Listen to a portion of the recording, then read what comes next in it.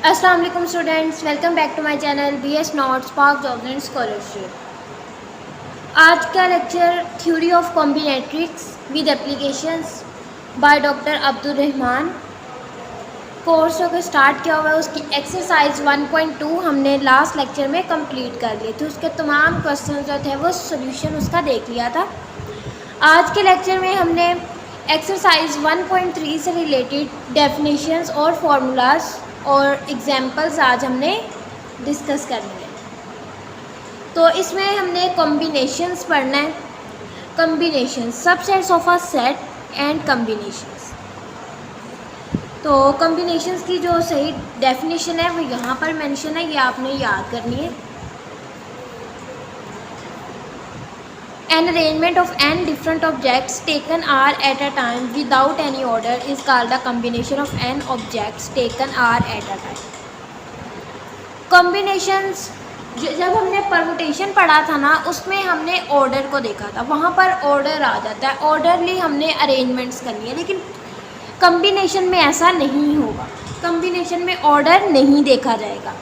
जो हमारे पास परमुटेशन था उसमें हमने तमाम एलिमेंट्स को या तमाम जो हमारे पास थिंग्स थी या जो भी था ऑब्जेक्ट्स थी, हमने उन सबको ऑर्डरली अरेंज करना था। लेकिन कम्बिनेशन में क्या है, कम्बिनेशन में हमने सिलेक्शन करनी है बगैर किसी ऑर्डर के।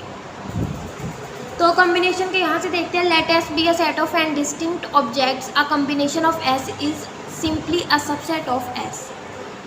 देखा, वही सबसेट ऑफ एस, मतलब कि जो एस सेट था उसमें से सिलेक्शन की गई है, मतलब कि उसमें से कुछ, फॉर एग्जांपल अगर हमारे पास 20 प्लेयर्स हैं तो 20 प्लेयर्स में से हमने 4 प्लेयर्स सिलेक्ट करने हैं, तो वो क्या होगा, वो कम्बिनेशन में आएगा सिलेक्शन जो है।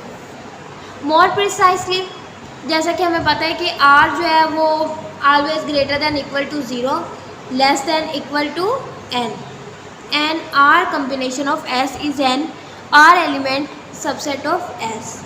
जैसा कि ये है ए बी सी डी, अगर इसका हम सिलेक्शन करनी हो या हमने इसे डिफरेंट मेथड से लिखना हो, ए बी सी लिख लिया, फिर ए बी डी लिख लिया, इनमें से एक तो कम हुआ है ना, सिलेक्शन तो हुई है, 3 की सिलेक्शन हुई है, क्योंकि ए बी सी डी था, इसमें से 3 सिलेक्ट कर लिए, ए बी सी आ गया, फिर 3 के तो ए बी डी आ गया, ए सी डी, ये सिलेक्शन भी इसके साथ ही हुई है।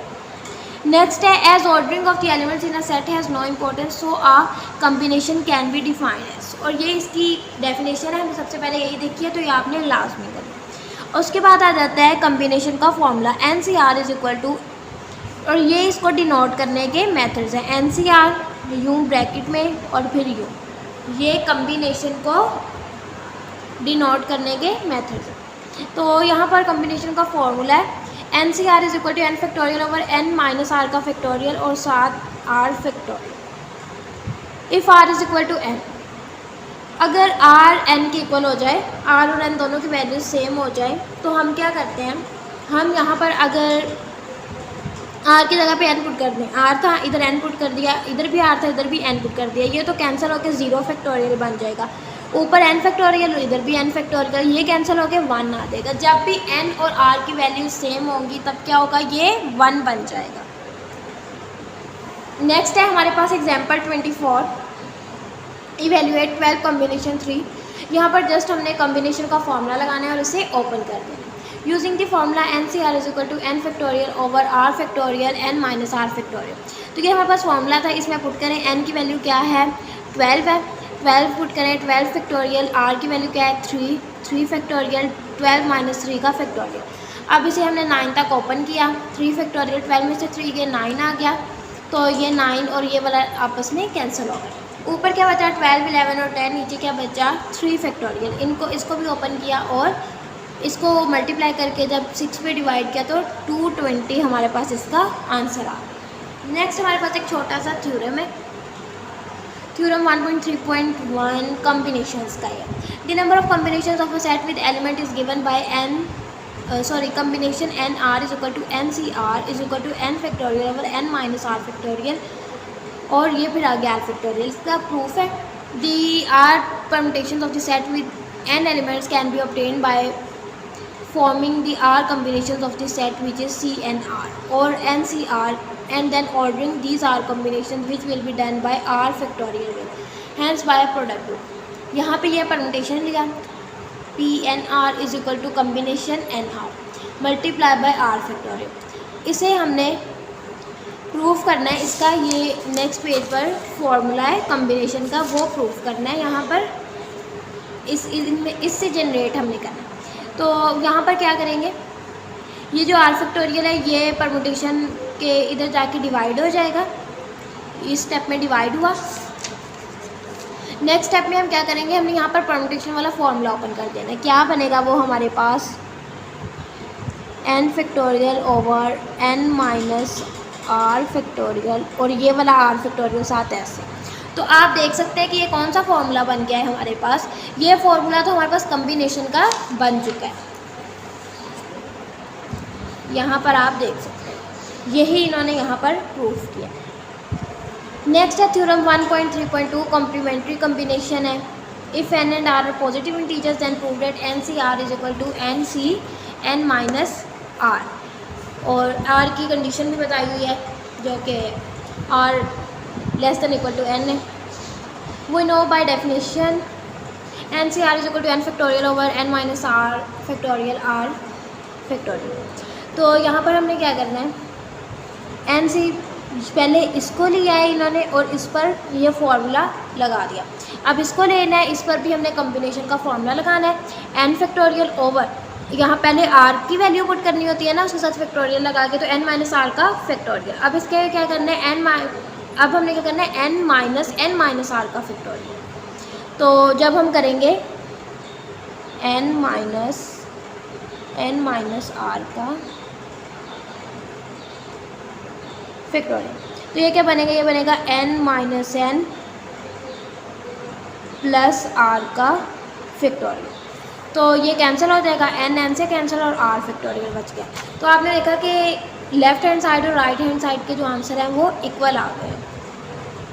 From 1 and 2 we get n combination r is equal to n combination n minus r। तो जस्ट ये छोटा सा प्रूफ था। नेक्स्ट आ जाती है एग्जाम्पल है 25, इसको सॉल्व करते। Find the value of n such that NC6 is equal to n combination 12। By definition of complementary combinations we have n combination 6 is equal to n combination n minus 6, क्योंकि complementary combination की definition के according इन्होंने इन दोनों को equal रखा है।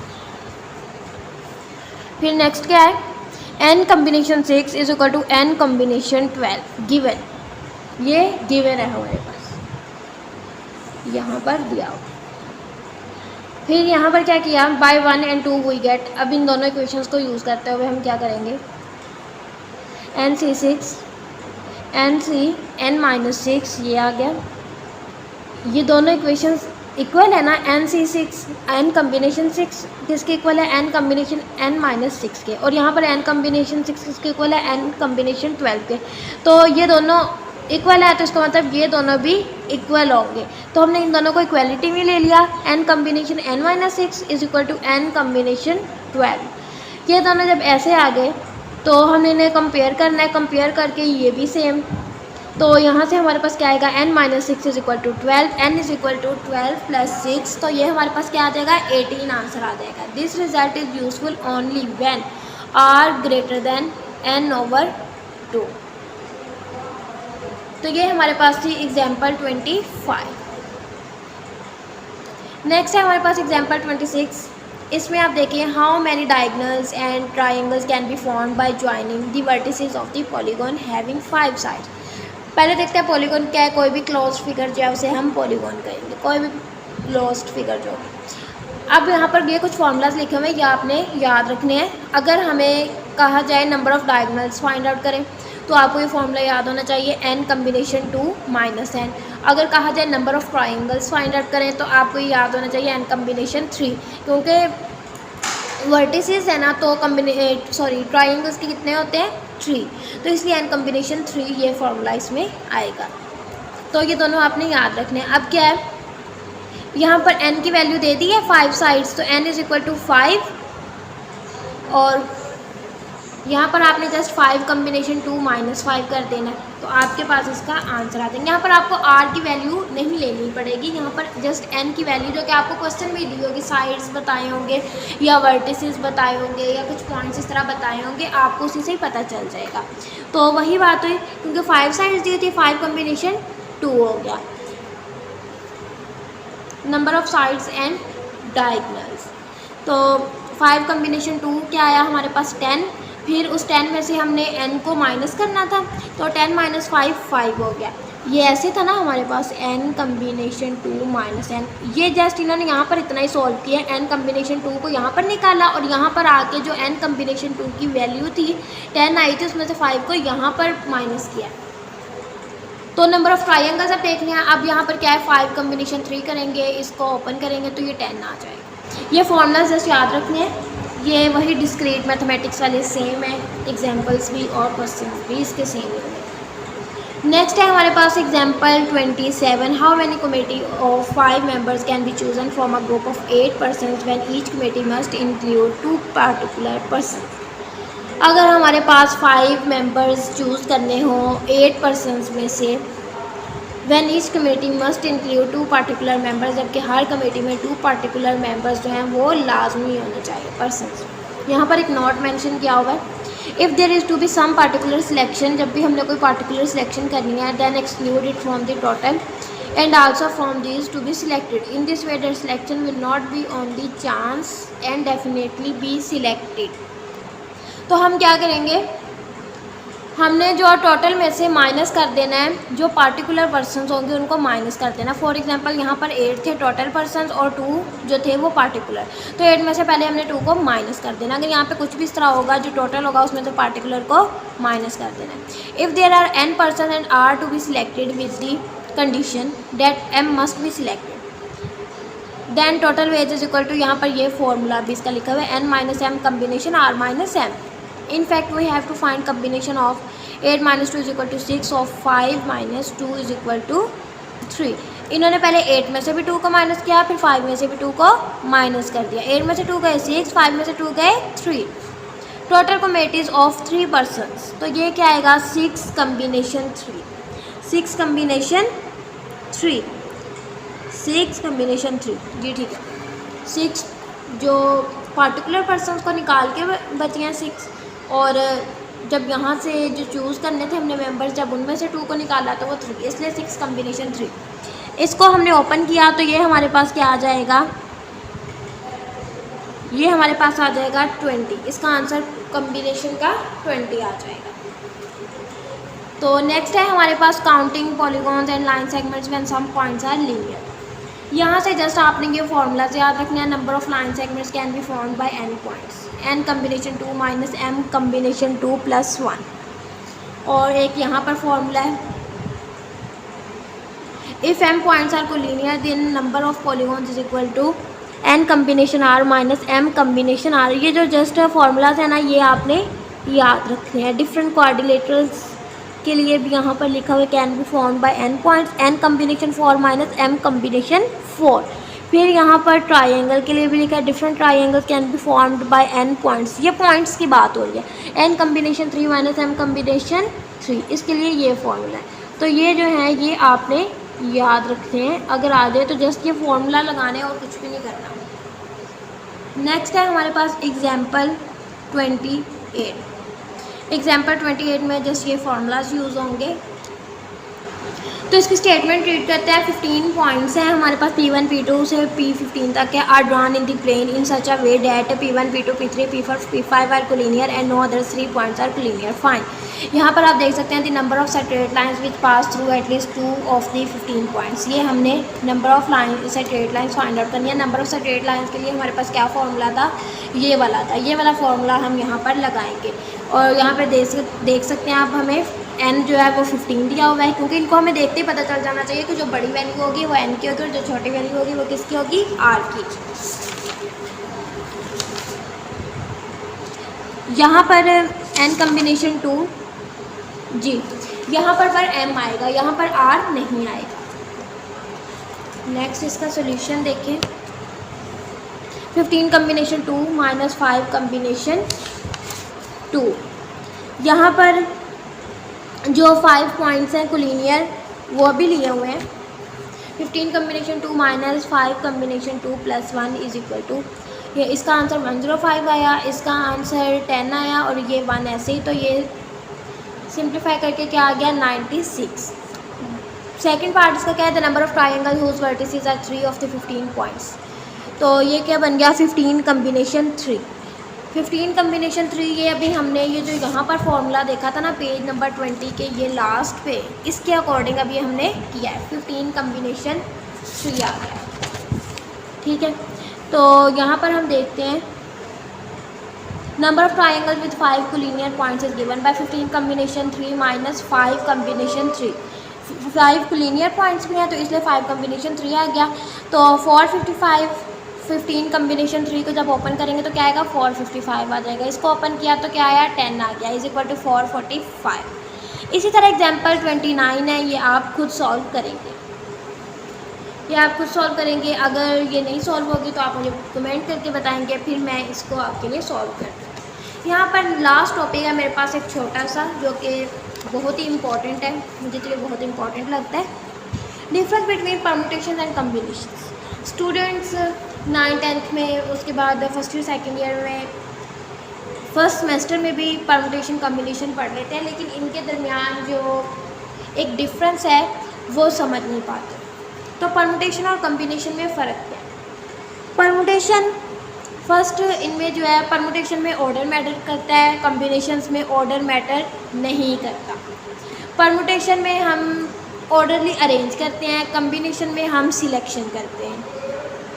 अब हम इसके ये थ्योरी रीड करते हैं। Actually the word permutation means a bijective function from a set to itself, while combination means the arrangement of the elements of a set just like writing a subset. वही जैसे मैंने आपको बताया था कि permutation में हमने ऑर्डरली अरेंज करना है, ऑर्डर मैटर करेगा, लेकिन परम्यूटेशन में क्या करना है सिलेक्शन करनी है। सबसेट एक वही होता है ना कि अगर एक बड़ा सेट हो उसमें से कुछ एलिमेंट्स किसी छोटे सेट में लिख दिए जाएँ उसके निकाल के, तो वो उसका सबसेट बन जाता है। वो एलिमेंट्स जो छोटा सेट है उस छोटे सेट के एलिमेंट्स अगर दूसरे सेट से बिलोंग करें उसमें भी पाए जा रहे हैं तो उसका सबसेट कहते हैं ना। तो इसी तरह जब हमने यूँ कोई भी एलिमेंट्स निकाल लेने हैं किसी सेट में से तो वो हमने सिलेक्शन करनी है, तो वो क्या होगा वो कम्बिनेशन होगा। That's when we talk about a function the mapping of elements matters while arranging the elements in a set does not matter the ordering of the elements. Hence we can say that सबसे पहले theory of permutation है, फिर theory of combination है। पहले हम देखते हैं theory of permutation is applicable when order is important.